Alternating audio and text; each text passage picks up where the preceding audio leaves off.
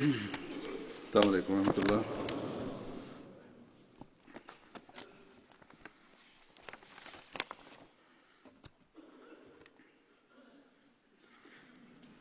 أشهد أن لا إله إلا الله وحده لا شريك له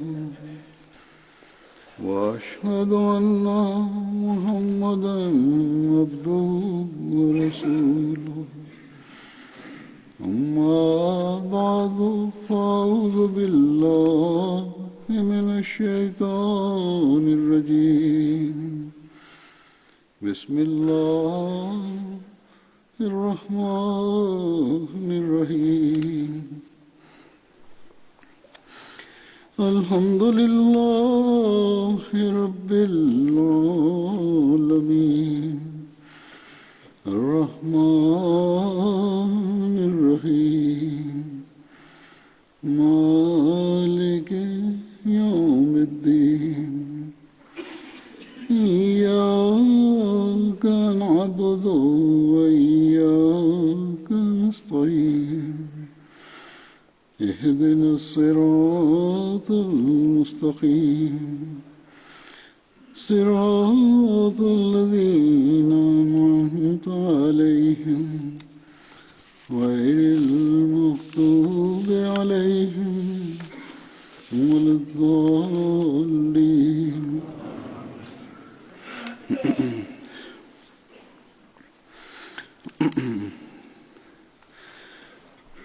آج جن صحابی کا ذکر ہے ان کا نام ہے حضرت ابو حذیفہ بن عتبہ۔ ان کی کنیت ابو حذیفہ تھی۔ ان کا نام حشیم یا ہاشم یا قیس، حصل، اسل اور مکسم بیان کیا جاتا ہے۔ آپ کی والدہ ام صفوان تھیں۔ ان کا نام فاطمہ بنت صفوان تھا۔ آپ بڑے دراز قد، لمبے قد کے اور خوبصورت چہرے کے مالک تھے، اور حضرت صلی اللہ علیہ وسلم کے دار ارقم میں داخل ہونے سے قبل اسلام میں شامل ہو چکے تھے۔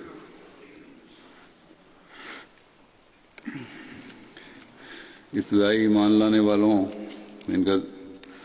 میں سے تھے۔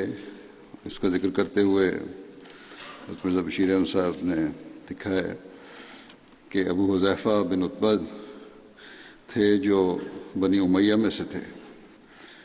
ان کے باپ کا نام عتبہ بن ربیعہ تھا، سرداران قریش میں سے تھا۔ ابو حذیفہ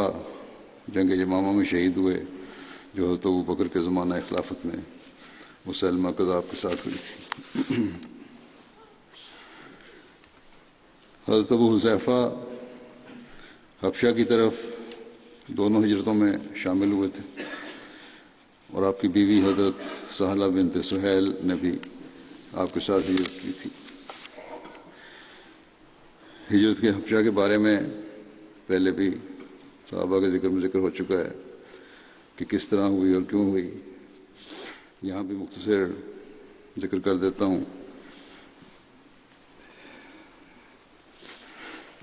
مختلف تاریخی کتب سے اور حدیثوں سے حضرت مرزا بشیر احمد صاحب نے جو اخذ کیا اس کا میں کو مزید مختصر کر کے یا اس میں سے چند باتیں لے کر بیان کروں گا۔ آپ لکھتے ہیں کہ جب مسلمانوں کی تکلیف انتہا کو پہنچ گئی اور قریش اپنی اظہار رسانی میں ترقی کرتے گئے، تو حضرت صلی اللہ علیہ وسلم نے مسلمانوں سے فرمایا کہ وہ حبشہ کی طرف ہجرت کر جائیں، اور فرمایا کہ حبشہ کا بادشاہ عادل اور انصاف پسند ہے، اس کی حکومت میں کسی پر ظلم نہیں ہوتا۔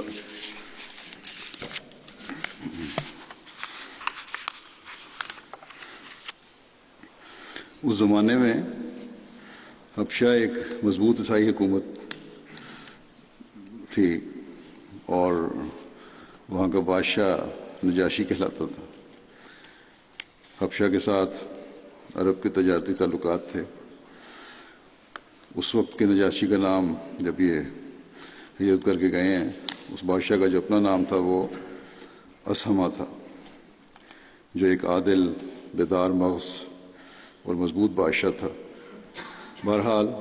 جب مسلمانوں کی تکلیف انتہا کو پہنچ گئی تو حضرت صلی اللہ علیہ وسلم نے ان سے ارشاد فرمایا کہ جن جن سے ممکن ہو حبشہ کی طرف ہجرت کر جائیں۔ چنانچہ حضرت صلی اللہ علیہ وسلم کے فرمانے پر ماہ رجب 5 نبی میں 11 مرد اور 4 عورتوں نے حبشہ کی طرف ہجرت کی۔ ان میں سے زیادہ معروف کے نام یہ ہیں: حضرت عثمان بن عفان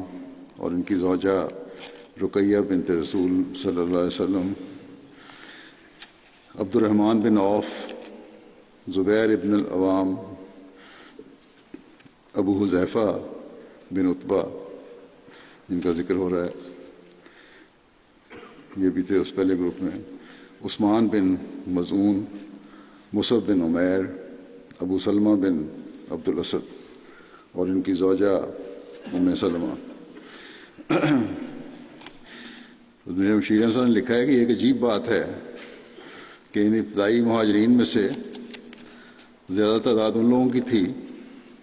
جو قریش کے طاقتور قبائل سے تعلق رکھتے تھے، اور کمزور لوگ کم نظر آتے ہیں، جس سے 2 باتوں کو پتہ چلتا ہے۔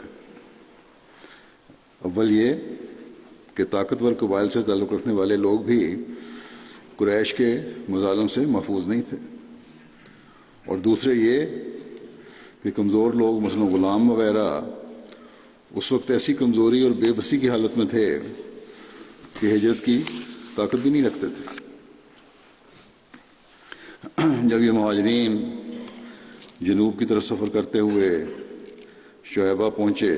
جو اس زمانے میں عرب کا ایک بندرگاہ تھا، تو اللہ تعالیٰ کا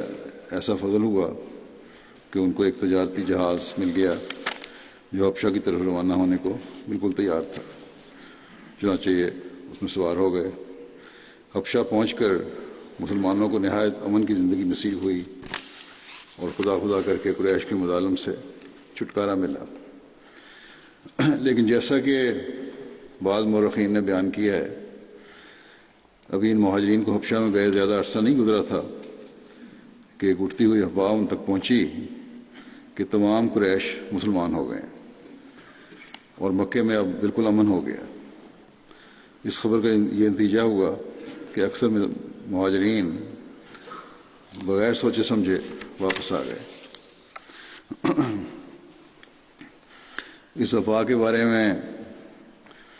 حضرت بشیر احمد صاحب نے کچھ روشنی ڈالی ہے کہ کس طرح پھیلی اور کیا وجہ تھی اس افواہ کی۔ کہتے ہیں، لکھتے ہیں مختلف تاریخوں سے اخذ کر کے کہ گو حقیقتاً یہ افواہ بالکل جھوٹی اور بے بنیاد تھی، جو مہاجرین حبشہ کو واپس لانے اور ان کو تکلیف میں ڈالنے کی غرض سے قریش نے مشہور کر دی ہوگی۔ بلکہ زیادہ غور سے دیکھا جائے تو اس افواہ اور مہاجرین کی واپسی کا قصہ ہی بے بنیاد نظر آتا ہے۔ لیکن لکھا ہے اگر اس کو صحیح سمجھا جائے تو ممکن ہے کہ اس کی تہہ میں وہ واقعہ ہو جو بعض احادیث میں بیان ہوا ہے، اور جیسا کہ بخاری میں بھی آتا ہے یہ واقعہ کہ ایک دفعہ حضرت صلی اللہ علیہ وسلم نے صحن کعبہ میں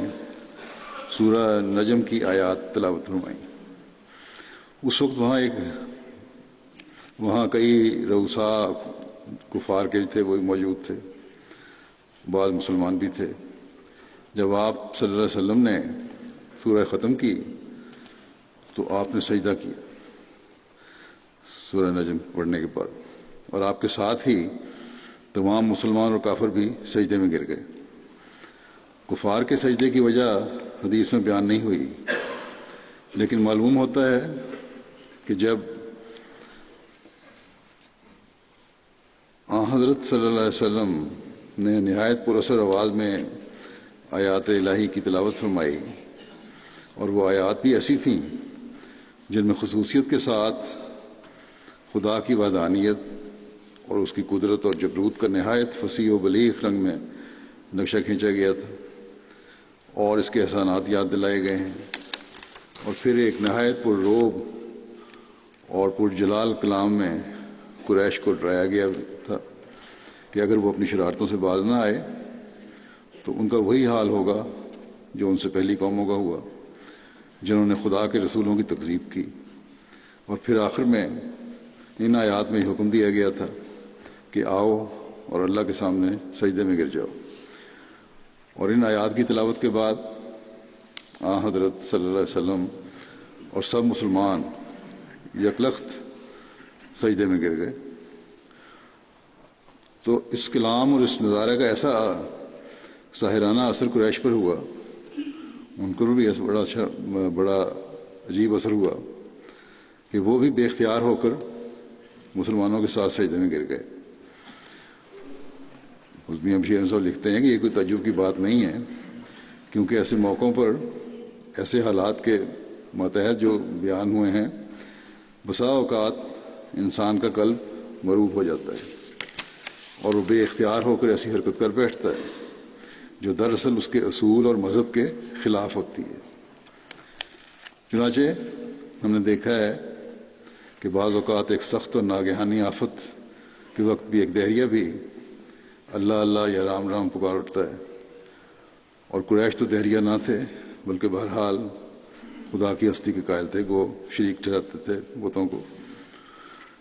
آج کل بھی ہم دیکھتے ہیں کئی دہریوں سے بات ہوتی ہے،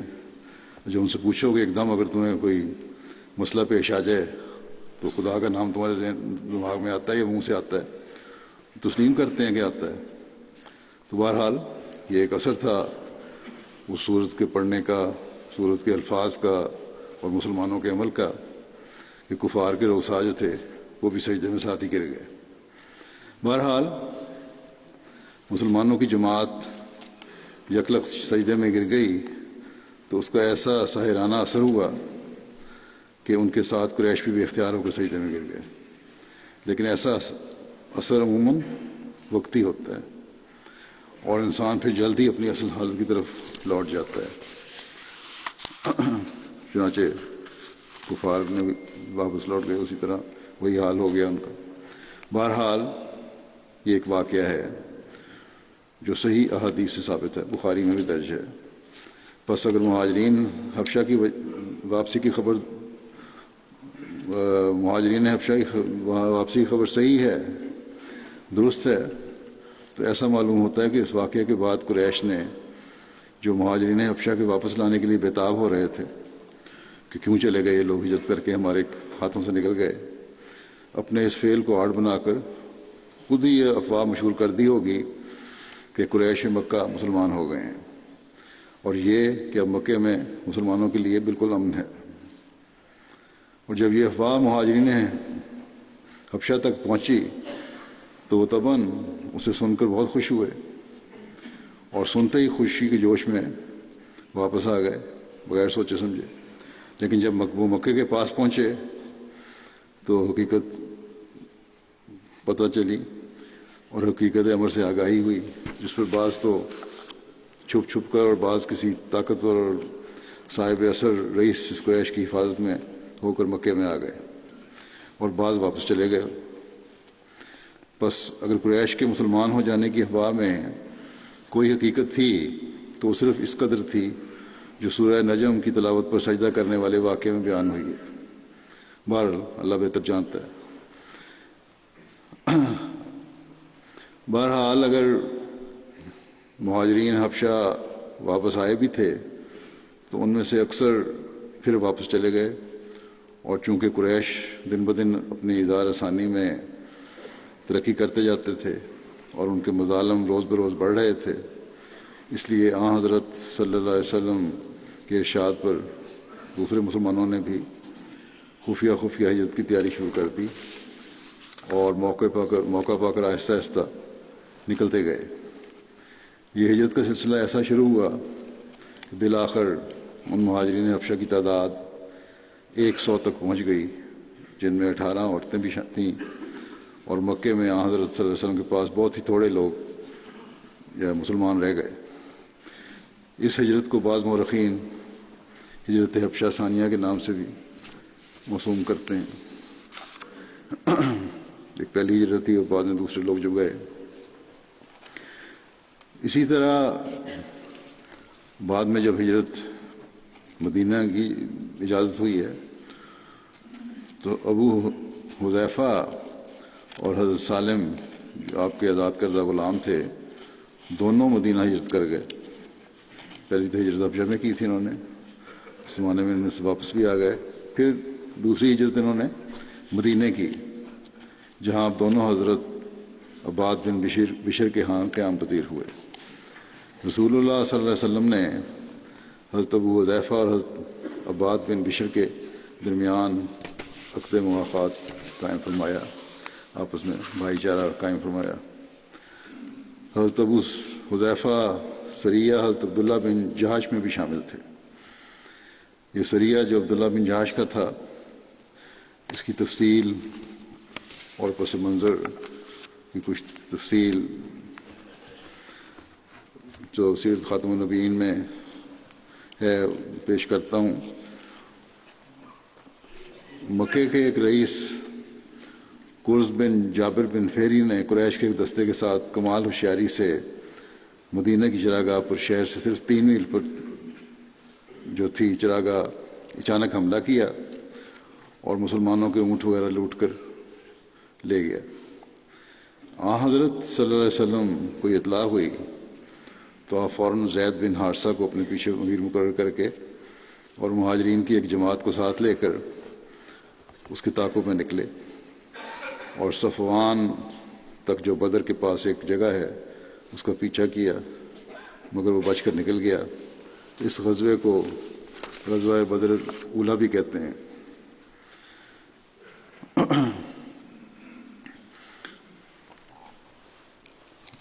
پھر لکھا ہے قرظ بن جابر کا یہ حملہ ایک معمولی جو بدویانہ غارت کری نہیں تھی، یعنی یہ نہیں تھا کہ کسی بدو نے آ کے حملہ کر دیا اور جہالت میں صرف چوری اور ڈاکے کے لیے حملہ کیا، بلکہ یقیناً وہ قریش کی طرف سے مسلمانوں کے خلاف خاص ارادے سے آیا تھا. بلکہ ممکن ہے، بالکل ممکن ہے کہ اس کی نیت خاص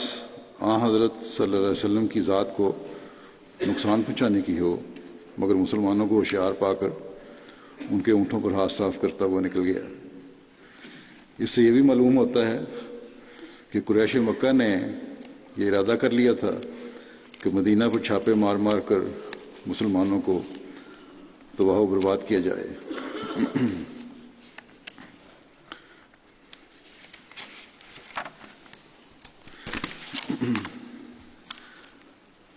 قرظ بن جابر کے اچانک حملے نے طبعاً مسلمانوں کو بہت خوفزدہ کر دیا، متوحش کر دیا. اور چونکہ رؤسائے قریش کی دھمکی پہلے سے موجود تھی کہ ہم مدینے پر حملہ آور ہوں گے اور حملہ کر کے مسلمانوں کو تباہ و برباد کر دیں گے، مسلمان سخت فکر مند ہوئے. اور انہی خطرات کو دیکھ کر حضرت صلی اللہ علیہ وسلم نے یہ ارادہ فرمایا کہ قریش کی حرکات و سکنات کے قریب سے ہو کر علم حاصل کیا جائے، دیکھا جائے کہ ان کے کیا منصوبے ہیں اور کیا ان کے ارادے ہیں، اور اس کو دیکھنے کے لیے کوئی ایسی تدبیر کی جائے کہ قریب سے ان کی معلومات ملتی رہیں تاکہ بر وقت اطلاع ہو جائے اور مدینہ پر ہر قسم کے حملہ کا جو خطرہ ہے اسے محفوظ رکھا جائے. چنانچہ اس غرض کے لیے آپ صلی اللہ علیہ وسلم نے 8 مہاجرین کی ایک پارٹی تیار کی اور مصلحتاً اس پارٹی میں ایسے آدمیوں کو رکھا جو قریش کے مختلف قبائل سے تعلق رکھتے تھے، تاکہ قریش کے مخفی ارادوں کے متعلق خبر حاصل کرنے میں آسانی ہو. اور پارٹی پر آپ نے اپنے پھوپھی زاد بھائی عبداللہ بن جہاش کو امیر مقرر فرمایا. اس میں یہ حذیفہ بن عتبہ بھی شامل تھے، اور اس خیال سے کہ اس پارٹی کی غرض و غایت عامت المسلمین سے بھی مخفی رہے، پتہ نہ چلے کسی کو، آپ نے سریہ کو روانہ کرتے ہوئے اس سریہ کے امیر کو بھی یہ نہیں بتایا کہ تمہیں کہاں اور کس غرض سے بھیجا جا رہا ہے، بلکہ چلتے ہوئے ان کے ہاتھ میں ایک سرب مہر خط دے دیا، سیل کر کے خط دے دیا، اور فرمایا کہ اس خط میں تمہارے لیے ہدایات درج ہیں۔ جب تم مدینے سے سمت بتا دی، اس طرف 2 دن کا سفر طے کر لو، تو پھر اس خط کو کھول کر اس کی ہدایت کے مطابق، جو خط میں ہدایات ہیں اس کے مطابق عمل درآمد کرنا۔ چنانچہ عبداللہ اور ان کے ساتھی اپنے آقا کے حکم کے متحد روانہ ہو گئے، اور جب 2 دن کا سفر طے کر چکے تو عبداللہ نے حضرت صلی اللہ علیہ وسلم کے فرمان کو کھول کر دیکھا تو اس میں یہ الفاظ درج تھے کہ تم مکے اور طائف کے درمیان وادی نخلہ میں جاؤ اور وہاں جا کر قریش کے حالات کا علم لو اور پھر ہمیں اطلاع کر دو۔ اور چونکہ مکے سے اس قدر قریب ہو کر خبر رسانی کا کرنے کا کام بڑا نازک تھا، آپ نے خط کے نیچے یہ ہدایت بھی لکھی تھی کہ اس مشن کے معلوم ہونے کے بعد اگر تمہارا کوئی ساتھی اس پارٹی میں شامل رہنے سے متعمل ہو، اس کو کوئی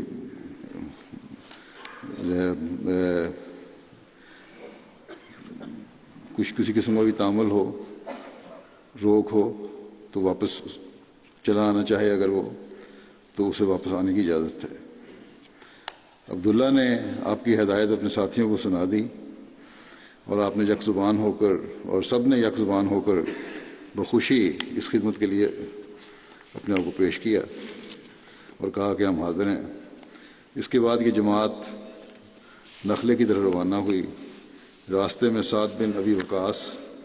اور عتبہ بن غزوان کا اونٹ گم گیا، اور وہ اس کی تلاش کرتے کرتے اپنے ساتھیوں سے بچھڑ گئے، اور باوجود بہت تلاش کے انہیں نہ مل سکے، اور اب یہ پارٹی صرف 6 آدمیوں پر رہ گئی، 6 کس کی رہ گئی۔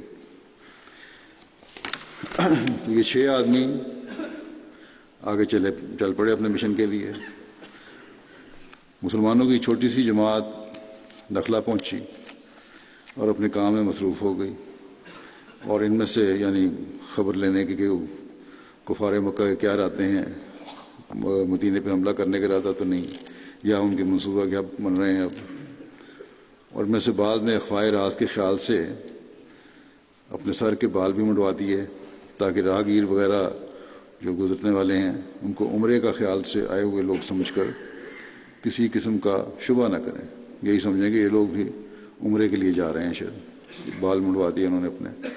لیکن ابھی ان کو وہاں پہنچے، کہتے ہیں زیادہ عرصہ نہیں گزرا تھا کہ اچانک وہاں قریش کا ایک چھوٹا سا قافلہ بھی آ گیا جو طائف سے مکے کی طرف جا رہا تھا، اور وہ ہر 2 جماعتیں ایک دوسرے کے سامنے ہو گئیں۔ ان کو پتہ لگ گیا کہ یہ مسلمان ہیں، انہوں نے ان سے جنگ کرنے کی ٹھان لی، آمنے سامنے ہو گئے دونوں۔ مسلمانوں نے آپس میں مشورہ کیا کہ اب کیا کرنا چاہیے، کیونکہ حضرت صلی اللہ علیہ وسلم نے ان کو خفیہ خبر رسانی کے لیے بھیجا تھا، لیکن دوسری طرف قریش سے جنگ شروع ہو چکی تھی، اور اب دونوں حریف ایک دوسرے کے سامنے تھے،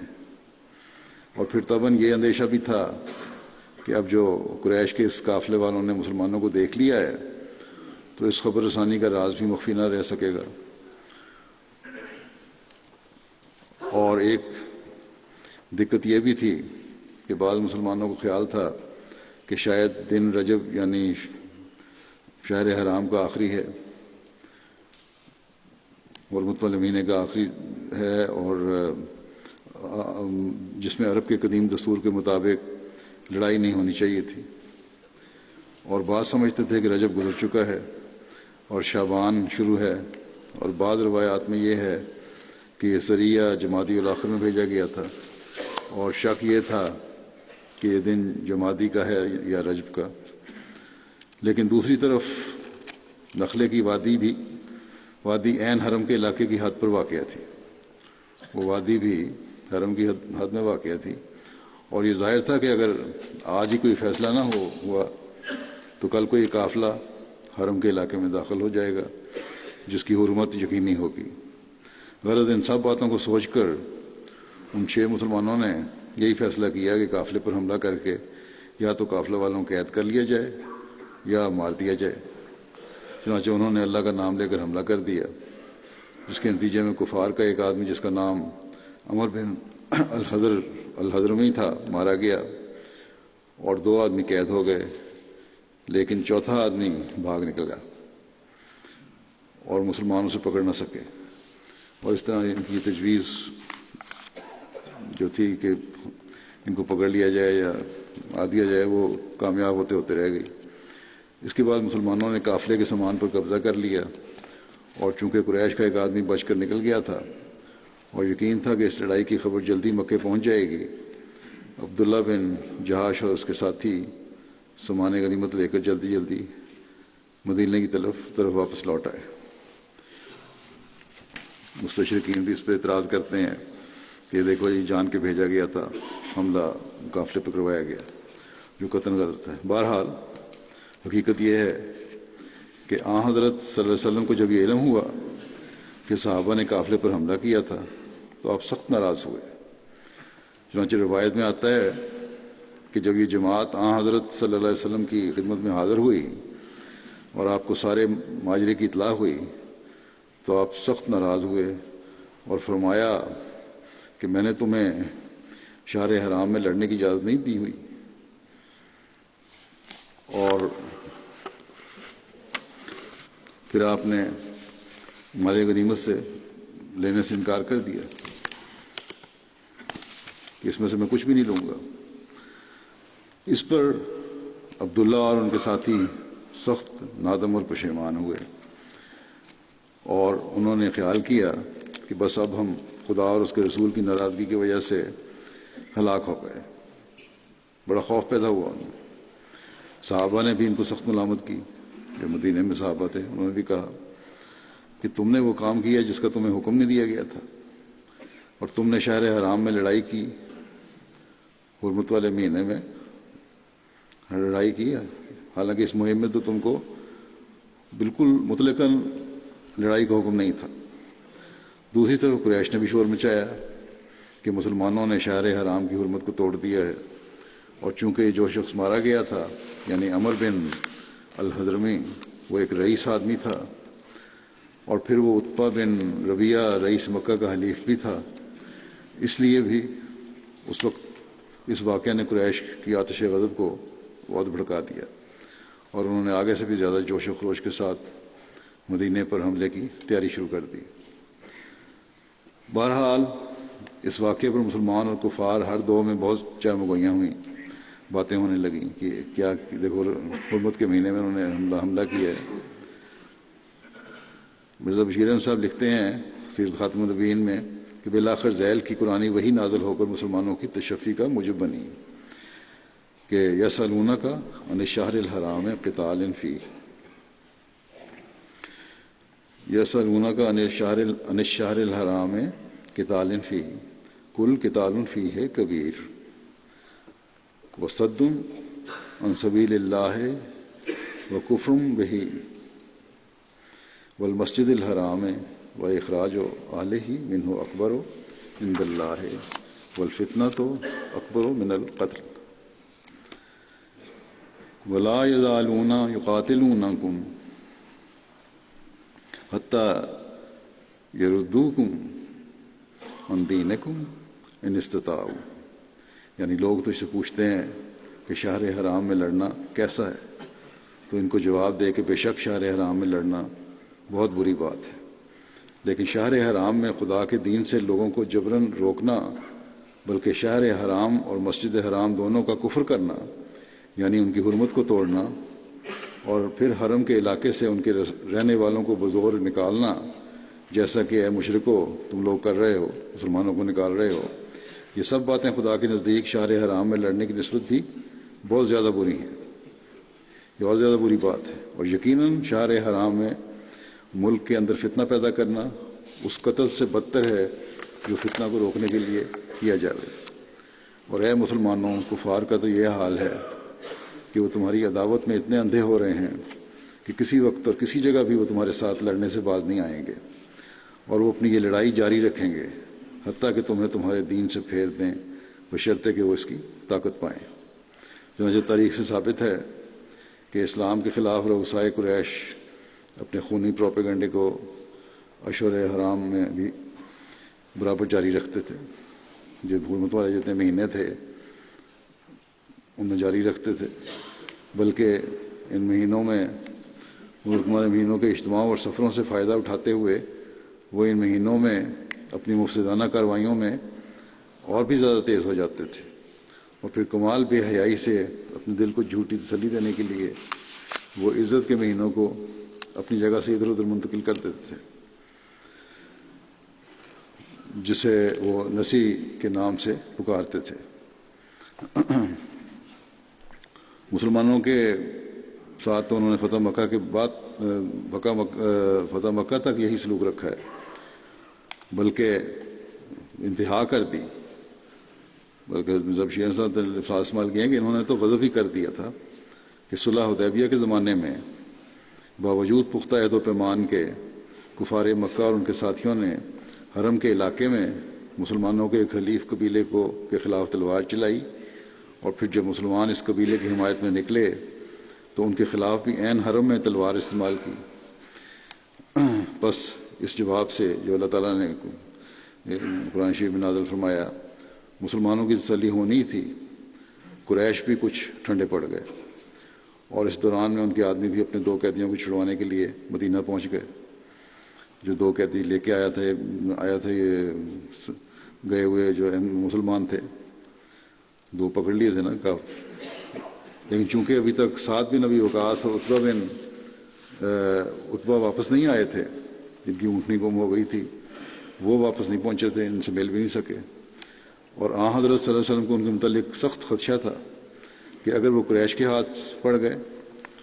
تو قریش انہیں زندہ نہیں چھوڑیں گے. اس لیے آپ صلی اللہ علیہ وسلم نے ان کی واپسی تک قیدیوں کو چھوڑنے سے انکار کر دیا. جب کافر قیدیوں کو لینے آئے تو آپ نے کہا جب تک یہ دونوں واپس نہیں آ جاتے تمہارے قیدی نہیں چھوڑوں گا. اس لیے آپ نے ان کی انکار کر دیا اور فرمایا کہ میرے آدمی بخیریت مدینہ پہنچ جائیں گے تو پھر میں تمہارے آدمیوں کو چھوڑ دوں گا. چنانچہ جب وہ دونوں پہنچ گئے تو آپ نے فدیہ لے کر دونوں قیدیوں کو چھوڑ دیا. لیکن ان قیدیوں میں سے ایک شخص پر مدینہ کے قیام کے دوران میں حضرت صلی اللہ علیہ وسلم کی اخلاق فاضلہ اور اسلامی تعلیم کی صداقت کا اس قدر گہرا اثر ہو چکا تھا کہ اس نے آزاد ہو کر بھی واپس جانے سے انکار کر دیا، اور حضرت صلی اللہ علیہ وسلم کے ہاتھ پر مسلمان ہو کر آپ کے حلقہ بگوشوں میں شامل ہو گیا، اور بالآخر بحر معونہ میں شہید ہوا. اس کا نام حکم بن کیسان تھا. اگر ظلم اور زبردستی سے مسلمان بنائے جاتے تو اس طرح اسلام قبول نہ ہوتا. ابو حذیفہ کے بارے میں یہ بھی آتا ہے کہ غزوہ بدر کے دن آپ اپنے والد سے مقابلہ کے لیے آگے بڑھے، کیونکہ وہ والد ان کے مسلمان نہیں تھے، کافروں میں کے ساتھ آئے تھے. تو نبی صلی اللہ علیہ وسلم نے انہیں اس سے روک دیا اور فرمایا کہ اسے چھوڑ دو، اور کوئی اور اسے قتل کر دے گا، کسی اور کو لڑنے دو ان سے. چنانچہ آپ کے والد، چچا، بھائی اور بھتیجے کو قتل کیا گیا. اس بدر میں وہ سب قتل ہوئے، اور آپ نے حضرت حذیفہ نے بڑے صبر کا مظاہرہ کیا اور اللہ کی رضا پر راضی رہتے ہوئے اللہ تعالیٰ کی اس نصرت پر شکر بجا لائے جو اس نے رسول اللہ صلی اللہ علیہ وسلم کے حق میں ظاہر کی تھی، یعنی فتح عطا فرمائی تھی. اس واقعے کے بارے میں ایک روایت یہ بھی ملتی ہے کہ اور ابن عباس روایت کرتے ہیں کہ غزوہ بدر کے دن حضرت صلی اللہ علیہ وسلم نے فرمایا کہ تم میں سے جس کا مقابلہ عباس سے ہو اسے قتل نہ کرے، کیونکہ وہ مجبوری میں سے نکلیں، قیدی بنا لینا، قتل نہ کرنا. اس پر حضرت ابو حذیفہ نے کہا، جب ان کے پاس یہ بات پہنچی، کسی نے کہی ان سے، وسلم کے منہ پہ نہیں کہا بلکہ کہیں ساتھی کسی سے کہا کہ کیا ہم اپنے باپوں، بھائیوں اور رشتہ داروں کو تو قتل کریں لیکن عباس کو چھوڑ دیں؟ یہ کیا ہوا؟ خدا کی قسم میں ضرور ان پر تلوار چلاؤں گا اگر میرے سامنے آئے. حضرت صلی اللہ علیہ وسلم تو جب یہ بات پہنچی تو آپ نے حضرت عمر کو فرمایا کہ یا ابا حفص، اے ابو حفص، رسول خدا کے چچا کے چہرے پر تلوار سے وار کیا جائے گا. حضرت عمر بیان کرتے ہیں کہ یہ پہلا موقع تھا کہ رسول اللہ صلی اللہ علیہ وسلم نے مجھے ابو حفص کو کنیت عطا کی. حضرت عمر نے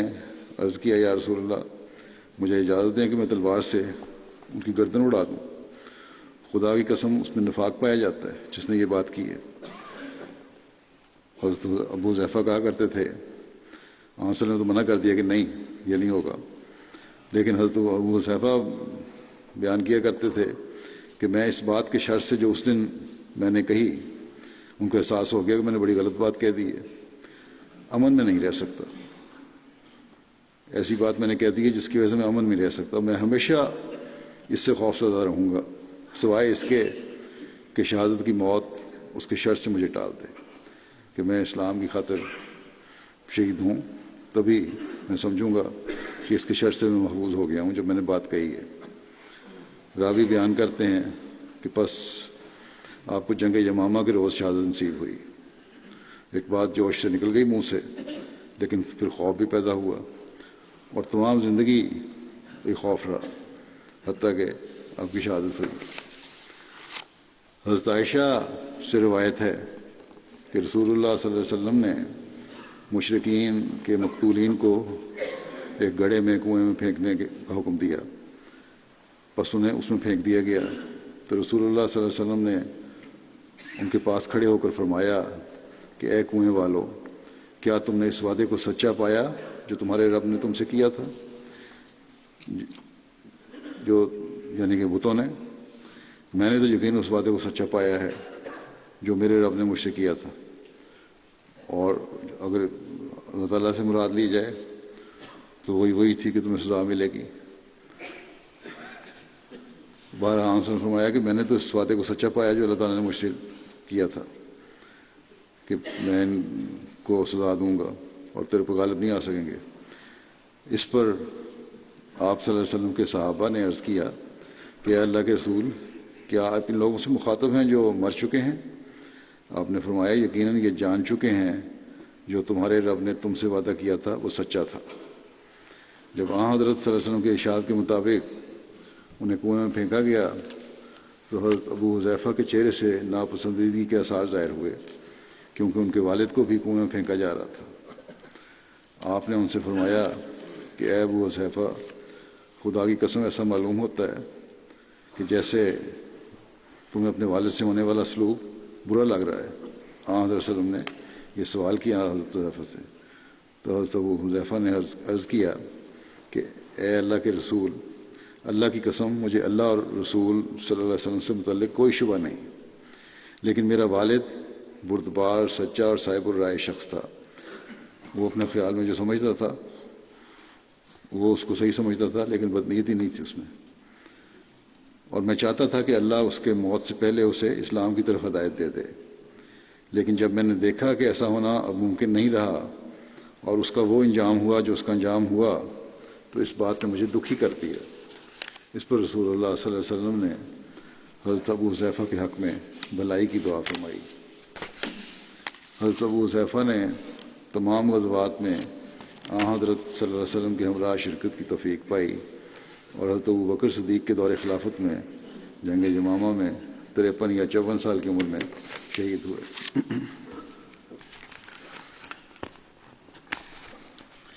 اب میں ایک ذکر کروں گا ہمارے جماعت کے ایک جرینہ خادم سلسلہ اور بزرگ کا جو ان کی گزشتہ دنوں وفات ہوئی ہے، پروفیسر سعود احمد خان صاحب دہلوی کا. 21 جنوری کو بقضائے الہی وفات پا گئے. انا للہ و انا الیہ راجعون. آپ کے والد حضرت محمد حسن احسان دہلوی حضرت مسیح موعود علیہ السلام کے صحابہ میں سے تھے. اسی طرح ان کے آپ کے دادا حضرت محمود حسن خان صاحب مدرس پٹیالہ بھی حضرت مسیح علیہ السلام کے صحابی تھے. حضرت مسیح موعود علیہ السلام نے اپنے 313 اصحاب کی فہرست میں 301 نمبر پر آپ کا نام یوں درج فرمایا ہے کہ مولوی محمود حسن خان صاحب مدرس ملازم پٹیالہ. حضرت مسیح علیہ السلام نے اپنی تصنیف لطیف سراج منیر میں فہرست آمدنی چندہ برائے تیاری مہمان خانہ اور چاہ وغیرہ کے عنوان کے تحت ان کا نام یوں درج فرمایا ہے مولوی محمود حسن خان صاحب پٹیالہ۔ پروفیسر سعود خان صاحب کے والد حضرت محمد حسن صاحب آسان دہلوی جب ان کی عمر ابھی 10-12 سال کی تھی، انہیں خطبہ الہامیہ کے موقع پر قادیان جا کر اس عظیم شان نشان کو خود اپنی آنکھوں سے دیکھنے کی توفیق ملی۔ پروفیسر سعود خان صاحب نے اپریل 1945 میں وقف کیا تھا۔ آپ علی گڑھ سے فارسی میں BA آنرس تھے۔ آپ کے ساتھ آپ کے بھائیوں کے وقف کا ذکر کرتے ہوئے حضرت مسلم موعود رضی اللہ عنہ نے 1955 میں خطبہ جمعہ میں فرمایا کہ میں سمجھتا ہوں کہ ماسٹر محمد حسن آسان صاحب نے ایسا نمونہ دکھایا ہے جو قابل تعریف ہے۔ وہ ایک معمولی مدرس تھے اور ایک غریب آدمی تھے۔ انہوں نے فاقے کر کر کے اپنی اولاد کو پڑھایا اور اسے گریجویٹ کروایا، اور پھر 7 لڑکوں میں سے 4 لڑکوں کو سلسلے کے سپرد کر دیا۔ اب وہ چاروں خدمت دین کر رہے ہیں، اور قریباً سارے ہی ایسے اخلاص سے خدمت کر رہے ہیں جو وقف کا حق ہوتا ہے۔ آپ فرماتے ہیں اگر یہ بچے وقف نہ ہوتے تو 7 مل کر شاید 10-20 سال تک اپنے باپ کا نام روشن رکھتے اور کہتے کہ ہمارے ابا جان بڑے اچھے آدمی تھے، مگر جب میرا یہ خطبہ چھپے گا، حضرت مسلم موعود فرماتے ہیں کہ جب میرا یہ خطبہ چھپے گا تو لاکھوں احمدی محمد حسن آسان کا نام لے کر ان کی تعریف کریں گے اور کہیں گے کہ دیکھو یہ کیسا باہمت احمدی تھا کہ اس نے غریب ہوتے ہوئے اپنے 7 بچوں کو اعلیٰ تعلیم دلائی اور پھر ان میں سے 4 کو سلسلے کے سپرد کر دیا، یعنی وقف کر دیا، اور پھر وہ بچے بھی ایسے نیک ثابت ہوئے کہ انہوں نے خوشی سے اپنے باپ کی قربانی کو قبول کیا اور اپنی طرف سے بھی ان کے فیصلے پر ساتھ کر دیا۔ جون 1946 سے لے کر اکتوبر 1949 تک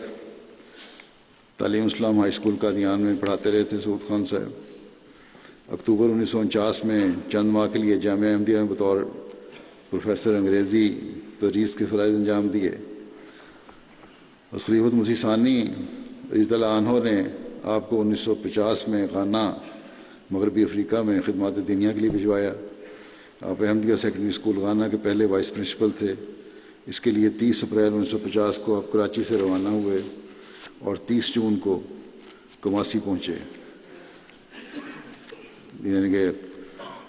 مئی اور جون 2 مہینے میں پہنچے۔ یہ سفر کیا، آج اگلا ہم 5 گھنٹے 6 گھنٹے میں پہنچ جاتے ہیں، اور 1 جولائی سے احمدیہ سیکنڈری اسکول کماسی میں تدریس کا آغاز کیا۔ ان کا جو سفر تھا کیوں اتنی دیر لگی، اس کے بارے میں ان کے بھتیجے عرفان خان لکھ کے کہتے ہیں کہ آپ کی پہلی تقرری پر روا سے غانا روانہ ہوئے اور 3 ماہ کے انتہائی تکلیف دہ، تقریباً 2 ماہ بنتا ہے، کہ سفر کے بعد کماسی پہنچے۔ اس زمانے میں بحری جہاز بدل بدل کر سفر مکمل کیا جاتا تھا، ہوائی جہاز سے نہیں بلکہ بحری جہاز سے جاتے تھے۔ چنانچہ آپ بھی کراچی سے عدن کے لیے روانہ ہوئے، 160 روپے میں بغیر خوراک والا ٹکٹ حاصل کیا، اور عدن سے گھانا تک آپ نے بحری جہاز کے علاوہ بسوں اور ٹرکوں اور ہوائی جہاز کے ذریعے نائجیریا تک سفر کیا۔ نائجیریا کی ہوائی جہاز کی 55 پاؤنڈ کی ٹکٹ خریدنے کے لیے آپ نے اپنا ٹرنک اور دیگر اشیاء فروخت کر دیں اور اپنی ذاتی سامان ایک چادر میں باندھ لیا۔ پھر نائجیریا مشن ہاؤس نے آپ کو گھانا تک کا بس کا ٹکٹ دیا۔ نائجیریا پہنچنے کے لیے کچھ رستہ ہوائی جہاز کا سفر کیا، وہ آپ نے اپنا سامان بیچ کر کیا۔ 1950 میں آگے پھر بس پہ روانہ کیا نائجیریا سے گھانا تک۔ 1950 میں مغربی اور مشرقی افریقہ اور ہالینڈ کے لیے 8 مبلغین احمدیت کی روانگی کے متعلق تاریخ احمدیت میں آپ کا نام سر فہرست ہے، اور وہاں لکھا ہے نمبر 1 پر سعود احمد خان صاحب، روانگی از لاہور 25 ماہ امان 1329 ہجری برائے گانا۔ حضرت مسلم موعود رضی اللہ عنہ کے ارشاد پر 1958 میں پاکستان واپس تشریف لائے اور پنجاب یونیورسٹی سے تاریخ میں ایم اے کیا۔ اس عرصے میں آپ کے والد، ہسٹری میں ایم اے بعد میں کیا انہوں نے، اس عرصے میں آپ کے والد محترم محمد حسن آسان دہلوی صاحب اگست 1955 میں وفات پا گئے تھے۔ جب آپ گانا ہی تھے تو ان کے والد فوت ہو گئے تھے۔ 1961 میں واپس گانا آپ کا تقرر ہوا، جہاں آپ کو پھر بھرپور طریق سے 1968 تک خدمات دینیہ سر انجام دینے کی توفیق ملتی رہی۔ حضرت خلیفۃ المسیح ثالث رحمہ اللہ تعالیٰ کی منظوری سے حضور کے سفر یورپ کے دوران مسجد مبارک ربوہ میں بعد نماز مغرب ایک مجلس تلقین عمل کا قیام عمل میں آیا، جس کے زیر انتظام روزانہ 15 منٹ ایک تربیتی تقریر ہوا کرتی تھی۔ اس پروگرام کا آغاز 7 جولائی سے ہوا اور بڑا نہایت دلچسپی سے سنا جاتا تھا اور علمی اجلاس ہوتا تھا۔ اس مجلس میں جن بزرگ علماء سلسلہ کی تقاریر ہوئیں، ان میں آپ بھی شامل تھے۔ جلسہ سالانہ کے موقع پر تقاریر کی ترجمانی کا نظام قائم ہوا تو آپ کو حضرت خلیفۃ المسیح ثالث رحمہ اللہ تعالیٰ کی تقاریر کا انگریزی میں ترجمہ کرنے کی سعادت حاصل ہوئی اور ربا کے آخری جلسے تک اپنی ڈیوٹی سر انجام دیتے رہے۔ پروفیسر سعود خان صاحب دہلوی کے شاگردوں میں مکرم عبدالوہاب آدم صاحب گھانا اور بی کے آٹو صاحب جو ہم یہاں رہے ہیں یہ شامل تھے۔ 1968 میں پاکستان واپس آنے کے بعد خلیفۃ المسیح ثالث نے مکرم پروفیسر سعود احمد خان صاحب دہلوی کو تعلیم اسلام کالج میں 1969 میں تدریس کی ذمہ داری سونپی۔ خلیفۃ المسیح رابع رحمہ اللہ تعالیٰ نے پروفیسر سعود خان صاحب کو جامعہ احمدیہ میں 1 سال کے لیے بطور انگریزی استاد مقرر فرمایا۔ جب آپ کا تقرر جامعہ احمدیہ میں ہوا تو اس وقت بھی آپ تعلیم اسلام کالج میں بطور پروفیسر خدمت کی توفیق پا رہے تھے۔ چنانچہ مورخہ 2 مارچ 1987 کو آپ نے جامعہ احمدیہ میں ڈیوٹی کا آغاز کیا اور 1 سال تک اس خدمت کو انجام دیتے رہے۔ پروفیسر سعود خان صاحب دہلوی کے متعلق آپ کے بڑے بھائی مسعود خان دہلوی صاحب جو ایڈیٹر الفضل بھی رہے ہیں، کچھ سال ہوئے فوت ہوئے، یہ کہا کرتے تھے کہ ہمارے بھائی سعود احمد موبائل لائبریری ہیں، بڑی معلومات تھیں، علمی آدمی تھے۔ آپ کی بیٹی راشدہ صاحبہ لکھتی ہیں کہ میرے والد صاحب نہایت حلیم الطبع، غایت درجہ کے منکسر المزاج اور متبحر عالم تھے، نہایت عبادت گزار، تہجد گزار بزرگ تھے، نہایت اکرام ضیف کرنے والے اور متواضع انسان تھے۔ اور حقیقت ہے جو کچھ انہوں نے لکھا ایسے ہی تھے وہ۔ ان کے بھتیجے نفیس احمد عتیق جو مربی سلسلہ ہیں کہتے ہیں کہ انتہائی منکسر المزاج تھے، متقی تھے، متوکل اللہ، ایک نیک اور سادہ انسان تھے۔ آپ کی وفا اور خدمت دینیہ کا جذبہ تمام واقفین زندگی کے لیے ایک مثالی رنگ رکھتا تھا۔ لکھتے ہیں مربی صاحب کے ایک بار خاکسار کو کہا کہ لباس اور دیگر سہولیات کو بغرض ضرورت استعمال کرنا چاہیے۔ فیشن اور تکلف اور آسائش پرستی واقف زندگی کو زیب نہیں دیتی۔ آپ کی زندگی میں حیا کا پہلو بھی بہت نمایاں تھا۔ سعود خان صاحب کے شاگرد آئی کے گیاسی صاحب لکھتے ہیں، گانیاں نے یہ کہ سعود صاحب 1950 تا 55 تعلیم اسلام سیکنڈری اسکول کماسی کے بالکل ابتدائی اسسٹنٹ ہیڈ ماسٹر یا نائب پرنسپل تھے، اور ڈاکٹر ایس پی احمد صاحب اس کے پہلے ہیڈ ماسٹر تھے، اور سعود صاحب انگریزی زبان، انگریزی تاریخ اور یورپی تاریخ کے نہایت محنتی اور جید عالم تھے، یہ ہم کچھ پڑھایا کرتے۔ پھر لکھتے ہیں یہ گھانین دوست کہ جہاں تک ان کی انگریزی گرامر کا تعلق ہے، بالخصوص جملوں کا تجزیہ کا، تو اس میں آپ جیسا میں نے کوئی نہیں دیکھا، اور کہتے ہیں کہ میری زبان کو بہتر بنانے میں ان کا بہت کردار تھا۔ بشر ریاض صاحب جو پرنسپل جامعہ احمدیہ ربوہ ہیں سینئر سیکشن کے، لکھتے ہیں کہ پروفیسر سعود خان صاحب بہت منکسر المزاج بزرگ اور عالم سلسلہ تھے۔ جس عرصے میں جامعہ احمدیہ میں پڑھاتے رہے ہم بھی طالب علم تھے، اور جامعہ کے آخری سال تک ہمیشہ بر وقت کلاس میں تشریف لاتے، اور جب پیریڈ ختم ہونے تک آخری منٹ تک پڑھاتے جاتے تھے۔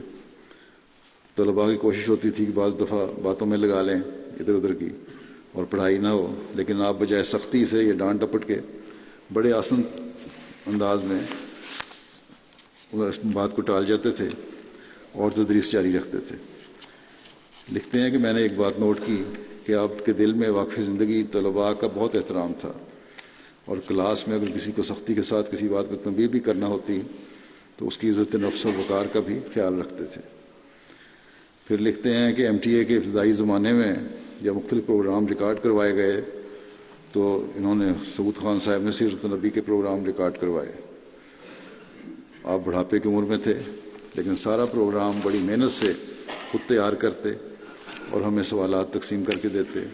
سارے سوال خود اپنے ہاتھ سے لکھ کر دیتے۔ کہتے ہیں کبھی کبھی ماحول کچھ گرم سردی ہو جاتا تھا، پروگرام بنتے ہوئے بحث ہو جاتی کہ اس کو اس طرح نہیں کرنا، اس طرح کرنا ہے، لیکن ایسے حلیم اور عاجز انسان تھے کہ ان کے ماتھے پر کوئی بل نہیں آتا تھا۔ یوں لگتا تھا کہ جیسے ان کے کان میں کوئی تلخ بات پڑی نہیں، کسی دوسرے نے اگر کر دی ہے،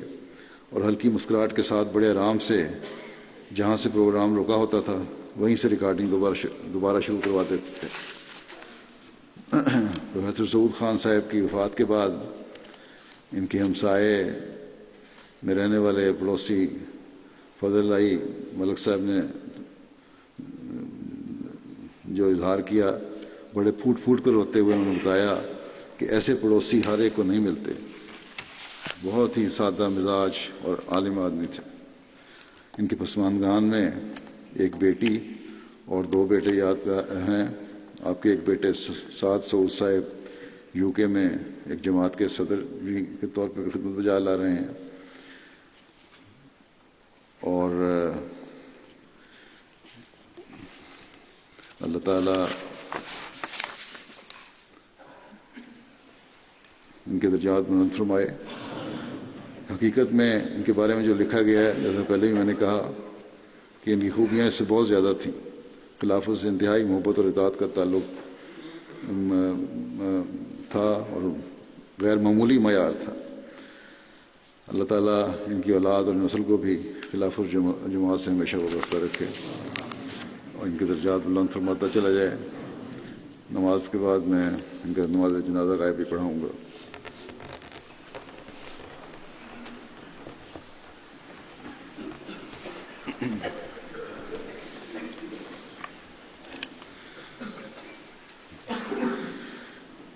الحمد لله